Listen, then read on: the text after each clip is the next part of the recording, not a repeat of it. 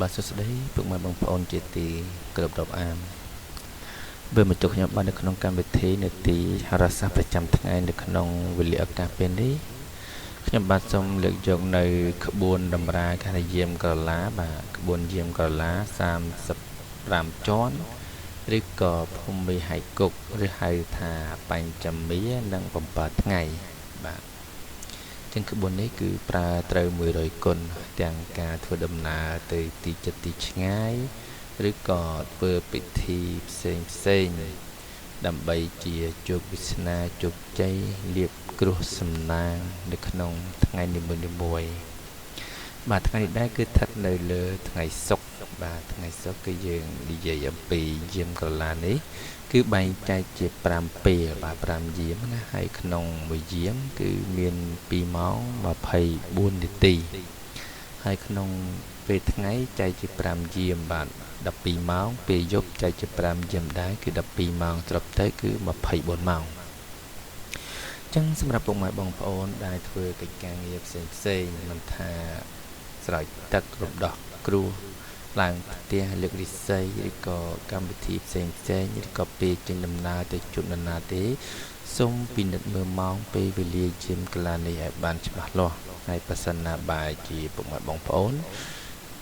ទៅដោយខានមិនបានម៉ោងហ្នឹងដឹងថាមានបញ្ហាហើយតែយើងនៅតែទៀតសូមសូត្រនមោពុទ្ធិយៈ3ចប់ចាំចេញទៅហើយនឹង comment លេខ168នៅខាងក្រោមវីដេអូនេះដើម្បីបញ្ជានៅគ្រោះឧបទ្រពចង្រៃទាំងឡាយទាំងពួងដែលអាចធ្វើឲ្យយើងមានផលប៉ះពាល់ដល់អាយុជីវិតរបស់យើងឲ្យមកស្រាលបានអាចជារឿងល្អទៅវិញបាទកុំឲ្យខាតពេលយូរនៅក្នុងវេលាឱកាសពេលនេះដែរខ្ញុំសូមលើកយកនៅតម្រាថ្ងៃសុក្របាទហើយយាមកន្លះថ្ងៃសុក្រថាតើថ្ងៃសុក្រហ្នឹងយាមទី1ទី2ទី3ដល់ទី5ពេលថ្ងៃហ្នឹងយ៉ាងម៉េចពេលយប់យ៉ាងម៉េចបាទសូមតាមដានស្ដាប់ដូចទៅបាទនៅថ្ងៃសុក្រនេះដែរបាទយើងចាប់ពីពេលព្រឹកបាទពេលព្រឹកគឺម៉ោង6:01នាទីដល់ម៉ោង8:24យាមទី1បាទគឺចំនៅ04បាទ04ជួនមហាជោគលៀបគគូកាត់សេរីពុកម៉ែបងប្អូនធ្វើដំណើរឬក៏ប្រព្រឹត្តនៅពិធីអ្វីតែងតែបានសម្រេចដោយសេចក្តីប្រាថ្នាបាទអញ្ចឹង04នេះគឺជាយាមល្អ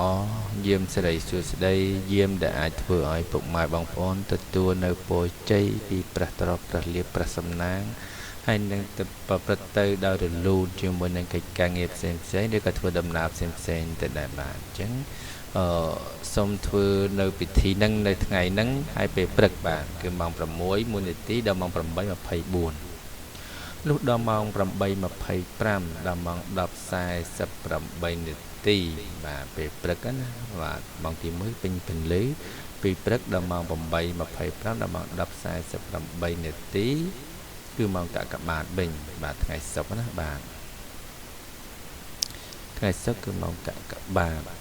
អញ្ចឹងសម្រាប់ពុកម៉ែបងប្អូនដែលធ្វើដំណើរទៅណាទៅណីសូមហាមនៅម៉ោងហ្នឹងបាទបរាណាចារ្យលើកបានពោលថាកកបាទសែនអប្រៃគ្រោះកាចចង្រៃកុំយត្រាក្រែងលោបងសូនសង្ខាកិច្ចការក្តីណាសូមរំលងបាទចឹងម៉ោង8:24:25ដល់ម៉ោង10:48នេះកុំ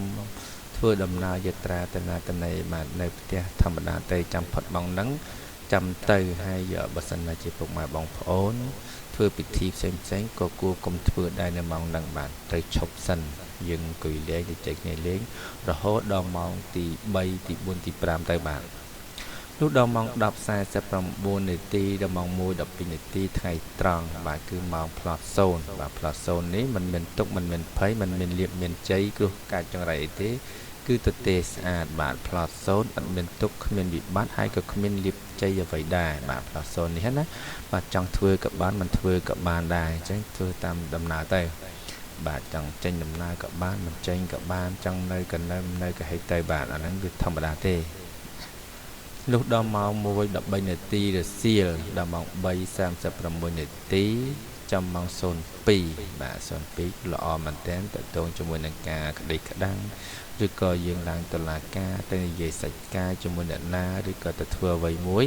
គឺម៉ោង02នេះល្អមែនតើបាទ02មានសេរីកើតលៀបជ័យគូកបីចយត្រាបាទម៉ោងហ្នឹងបើយើងចង់ទៅប្តឹងផ្ដាល់គ្នាឬក៏ទៅរករឿងគេឬក៏ចង់ទៅទាលុយគេឬក៏ចង់ធ្វើអ្វីមួយគឺយើងទៅម៉ោង02ហ្នឹងទៅបាទគឺនិយាយឈ្នះគេតែម្ដងគ្រប់សង្កត់នៅអ្វីដែលគេទទួលពីយើងគឺយើងមានអំណាចខ្លាំងមែនទែនបាទម៉ោង02នេះណាបាទហើយនឹងធ្វើពិធីផ្សេងក៏ល្អសម្រាប់ដែរបាទក៏ល្អខ្លាំងតកតងជាមួយនឹងម៉ោង02គឺម៉ោង1:13នាទីដល់ម៉ោង3:36នាទីបាទលុះផុតពីម៉ោងហ្នឹងទៅដល់ម៉ោង3:36ដល់ម៉ោង6ល្ងាចបាទម៉ោង3:36ដល់ម៉ោង6ល្ងាចហ្នឹងគឺម៉ោង01បាទថ្ងៃសុក្រណា01បាទ01ព្រោះអាត្មាកុំយត្រានាំបរាជ័យ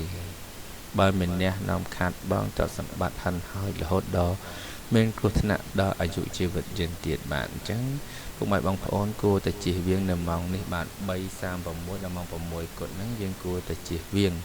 ในម៉ោងនេះកុំឲ្យមានបញ្ហាអ្វីកើតឡើងជាមួយនឹងខ្លួនយើងបាទយើងគួរតែជៀសវាងទៅបាទអញ្ចឹងសម្រាប់អ្នកដែលធ្វើពិធីផ្សេងក៏គួរកុំធ្វើអ្នកដែលចង់ធ្វើដំណើរទៅណាទៅណីគួរកុំទៅដែរបាទគួរតែនៅផ្ទះមួយកន្លែងសម្រាប់សន្តិបាទយើងនិយាយតែពេលថ្ងៃទៀតនេះសម្រាប់ពេលយប់វិញគឺយើងត្រឡប់ទៅខាងដើមវិញបាទសម្រាប់ថ្ងៃសុក្របាទចឹងពេលយប់គឺមាន5យាមដូចគ្នាបាទ12ម៉ោង5យាមដូចគ្នាគឺ2ម៉ោង24នាទីបាទចឹងសម្រាប់ពុកម៉ែបងប្អូនដែលធ្វើដំណើរពេលយប់គឺយើងចាប់ពីម៉ោង6:01នាទីដល់ម៉ោង8:24នាទីយប់បាទម៉ោង6:01នាទីដល់ម៉ោង8:24យប់នេះបាទពេញគេថាពេលប្រលប់ណាបាទពេលប្រលប់តពីល្ងាចទៅប្រលប់ហើយបាទគឺម៉ោង04គឺម៉ោងល្អមែនតើពុកម៉ែបងប្អូនអាចចេញដំណើរចយត្រាធ្វើពិធីផ្សេងគឺល្អមែនតើបាទ04ជួនមហាជោគកើតលៀបភោគគោកសេរីប្រាថ្នាកិច្ចការអ្វីៗតែងតែបានសម្រេចដោយសេចក្តីប្រាថ្នាបាទ04នេះគឺល្អណាស់ចឹងសម្រាប់ពុកម៉ែបងប្អូនចង់ធ្វើពិធីចឹងសូត្រមុនរំដោះគ្រោះឬក៏ធ្វើអ្វីមួយចេញដំណើរទៅណាទៅណីគឺយើងធ្វើបានតែម៉ោង6:01នាទីដល់ម៉ោង8:24ហ្នឹងបាទលុះដល់ម៉ោង8:25ដល់ម៉ោង10:48នាទីបាទគឺម៉ោងកកបាតត្រូវកកបាតណាបាទអញ្ចឹងយើងកុំចោលចាញ់យត្រាបាទកកបាតសែនអព្រៃព្រោះកាយចង្រៃកុំយត្រាក្រែងលោបងសូនសង្ខាកិច្ចការក្តីណាត្រូវរំលងចឹងកកបាតនេះពុកម៉ែបងប្អូនគួរតែកុំធ្វើអ្វីឲ្យសោះនៅឲ្យស្ងៀមហើយព្យាយាមសមាធិចិត្តឬក៏សាច់លេងសប្បាយជាមួយនឹងបងប្អូននៅផ្ទះទេកុំចេញដំណើរកុំធ្វើពិធីឲ្យសោះបាទលុះដល់ម៉ោង10:49នាទីដល់ម៉ោង1:12នាទីចាំម៉ោងផ្លត់0បាទផ្លត់0មិនមានអ្វីទេគឺធម្មតាល្អក៏មិនល្អអាក្រក់ក៏មិនអាក្រក់ហើយក៏មិនមានសំណាងជោគជ័យលៀបអាក្រក់សំណាងអីគឺគ្មានទេគឺធម្មតាទាំងអស់បាទអញ្ចឹងផ្លត់សូត្រអត់មានទុកមានភ័យគ្មានវិបត្តិគ្មានលិភីអីទាំងអស់បាទអញ្ចឹងម៉ោងហ្នឹងចង់ធ្វើក៏បានមិនធ្វើក៏បានដែរបាទ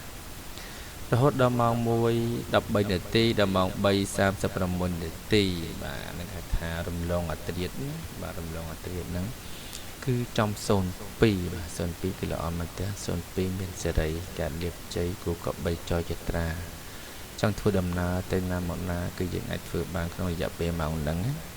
បាទអញ្ចឹងគួរតែធ្វើដំណើរឬធ្វើពិធីផ្សេងៗនៅពេលយប់បានយើងនិយាយពីពេលយប់កោះសពឬក៏លើកសពឬក៏ធ្វើអ្វីមួយបូជាសពអីចឹងទៅក៏យើងអាចយកម៉ោងហ្នឹងបានគឺយើងធ្វើបានទាំងអស់ណាឲ្យទៅជាម៉ោងល្អម៉ោងជ័យម៉ោងលៀបម៉ោងសេរីសុស្ដីបាទលុះដល់ម៉ោង3:46នាទីដល់ម៉ោង6គត់បាទ6ទៀបភ្លឺចាញ់ជា6ទៀបភ្លឺណាគឺចំ01បាទ01ព្រួយអាត្មាកុំយត្រានាំបរាជ័យកាត់ទុកនាំគ្រោះភ័យអាសន្នអន់ក្រដល់ខ្លួនទៀតបាទអញ្ចឹងគួរតែកុំធ្វើដំណើរឲ្យសោះម៉ោង3:36ដល់ម៉ោង6គត់ហ្នឹងយើងកុំធ្វើដំណើរទៅណាទៅណីអីសម្រាប់ឲ្យស្កប់ស្កល់ចាំផុតម៉ោងហ្នឹងហើយចាំគិតទៀតបានអញ្ចឹងពុកម៉ែបងប្អូនបើសិនណាជាធ្វើដំណើរទៅឬក៏យើងត្រូវតែធ្វើដោយជៀសមិនបាននៅក្នុងម៉ោងដែលមិនល្អត្រូវសូត្រនមោទស្សៈនមោពុទ្ធិយៈ3ចប់បានហើយខមមិនលេខ168នៅខាងក្រោមនេះដើម្បីបញ្ជៀសនៅគ្រោះកាច ចង្រៃឧបទ្រពទាំងឡាយទាំងពួងផងដែរបានចឹងអរគុណច្រើនសម្រាប់ការតាមដានទស្សនានៃកម្មវិធីហោរាសាស្ត្រប្រចាំថ្ងៃនៅក្នុងវេលាឱកាសពេលនេះសង្ឃឹមថាពុកម៉ែបងប្អូននឹងបានជាប្រយោជន៍ហើយនឹងបានជាសិរីសួស្តីជ័យមង្គលសម្រាប់ប្រព្រឹត្តនៅពិធីផ្សេងៗនៅក្នុងឱកាសពេលនេះដែរខ្ញុំប្រកាសណាខ្ញុំបាទសូមថ្វាយបង្គំលាសូមជម្រាបលានិងសូមអរគុណ